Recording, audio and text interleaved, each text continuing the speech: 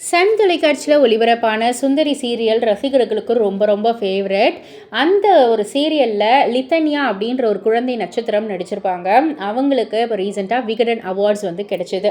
So இந்த ஒரு award ஃபங்க்ஷனுக்கு கேப்ரியாலாவால் வர முடியல அப்படின்றதால ஒரு சின்ன வீடியோ மாதிரி வந்து வெளியிட்டிருக்காங்க கேப்ரியலா பேசி.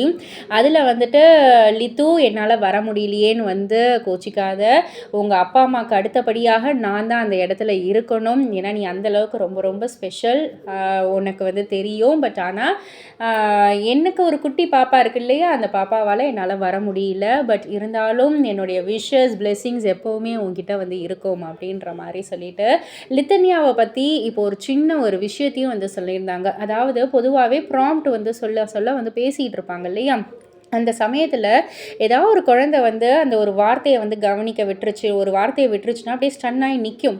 பட் ஆனால் லித்தனியா வந்து என்ன செய்வானா, அந்த வார்த்தைக்கு அப்படியே ஈக்குவலாக அர்த்தமுள்ள மறு வார்த்தையை வந்து ஏதாவது ஒன்று சொல்லிவிட்டு அப்படியே கண்டினியூ பண்ணிக்கிட்டே இருப்பான்.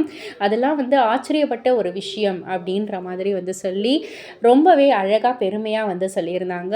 அண்ட் இந்த லித்தனியா அவர்கள் தான் இப்போது ஜனநாயகன் படத்தில் வந்து நடிச்சிருக்காங்க தளபதி விஜய் கூட அப்படின்றது நிறைய பேருக்கு வந்து தெரிஞ்சிருக்காது. ஸோ இந்த வீடியோ மூலயமா தெரிஞ்சுக்கோங்க. அண்ட் இதை பற்றி நீங்கள் என்ன நினைக்கிறீங்க, உங்களுடைய கருத்து என்ன அப்படின்றத கீழே உள்ள கமெண்ட் பாக்ஸில் குறிப்பிட்டு சொல்லுங்கள். மறக்காமல் சேனலை சப்ஸ்கிரைப் பண்ணி பக்கத்தில் உள்ள பெல் ஐக்கானை கிளிக் பண்ணிவிடுங்க.